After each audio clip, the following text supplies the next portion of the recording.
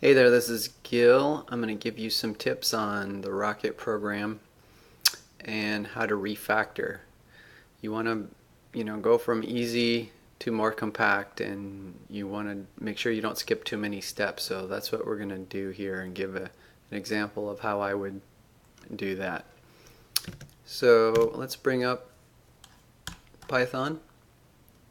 We all know the easiest way to do Rocket is to have one large print statement, so let's get that one out of the way. It's good to have it so you know that how it prints, you know how to figure out the escape characters, which are a pain, and you can kind of have an example. I put, instead of spaces, I used dots for the cone just because I wanted to more easily see the number that was being used. That's personal preference. So now that we've done that, let's start putting the pieces together, right? So the first part is the cone. So how would you do the cone using loops? So what I want to do real quickly is get rid of using strings and start using variables. So we know the cone. Well, let's look at the cone first, right? So I always put the text that I'm trying to print right there so I can see it with comments so I know exactly what I need to do. And I'm going to have 1, 2, 3, 4 pieces, right? Air, which I can easily turn back and forth from space to dot. And let's use dot first.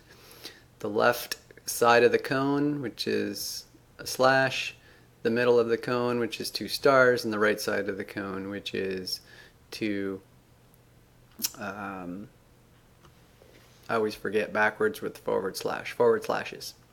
Alright, so now that I have that, how am I going to use for loops? Well, I don't want to jump too quickly, but I know that I can do a for loop for each line of code, right? So let's start there. We can see that there's 5 lines, 1, 2, 3, 4, 5. So I have a for loop called line, which is going to go from 1 to 5. Remember, you guys were using 0 as your base. I'm going to use 1 base, but that's up to you. Okay, so now we want to say if line equals 1, what do we want to look like? Well, I'm going to just print the line so I have it. You don't have to do that. This is just for my visualization. I like the line, right? So what shows up first, right? Well, we have 5 errors. So let's do 5 errors. And then next we have 1 left cone. And then what do we have? And then we have the middle cone, which stays the same all the time. You can say either 1 or you can leave it. Let's just type 1 just to be explicit. Okay, and then we have 1 right cone. Alright, so that's what line 1 looks like. And we know that we can also do an else if line equals 2. And I'm lazy, so I'm going to cut and paste.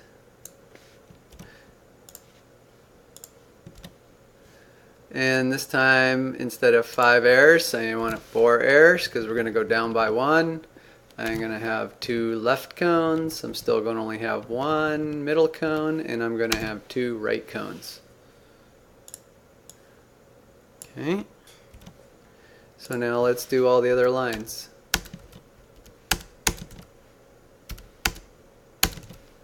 Alright, so line 1, line 2, line 3, line 4, line 5.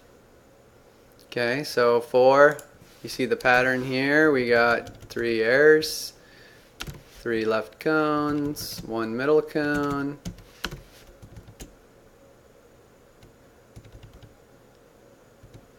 Here we have 2, 4, 4. Okay, last one, we only have 1 error. 5 left cones, 1 middle cone, and 5. So that's what I think is going to do it. Let's see what we get.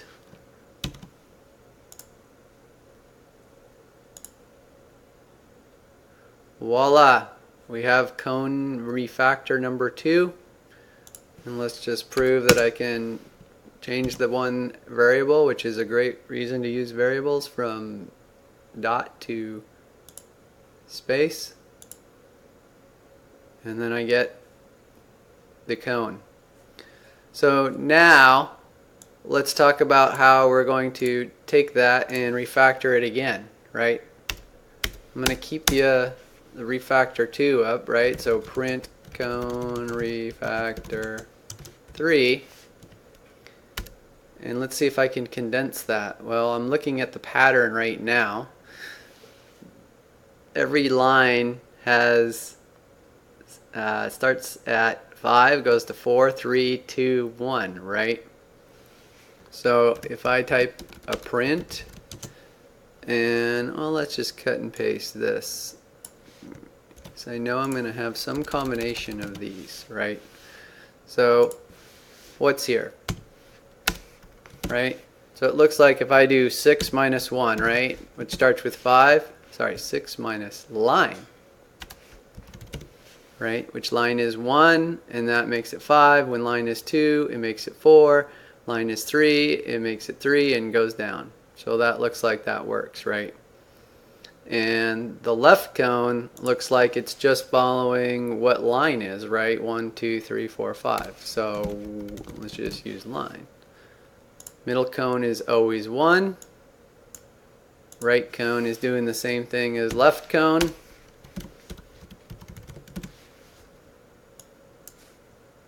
Let's try it.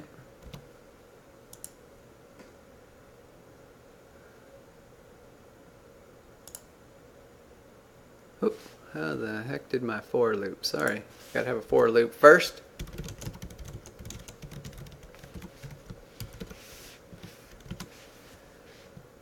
So now we run it.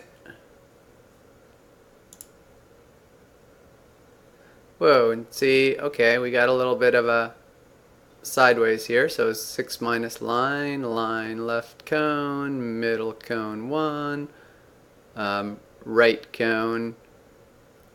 Oh yeah, right cone, right? So right cone, I thought followed left cone, but it's just following line.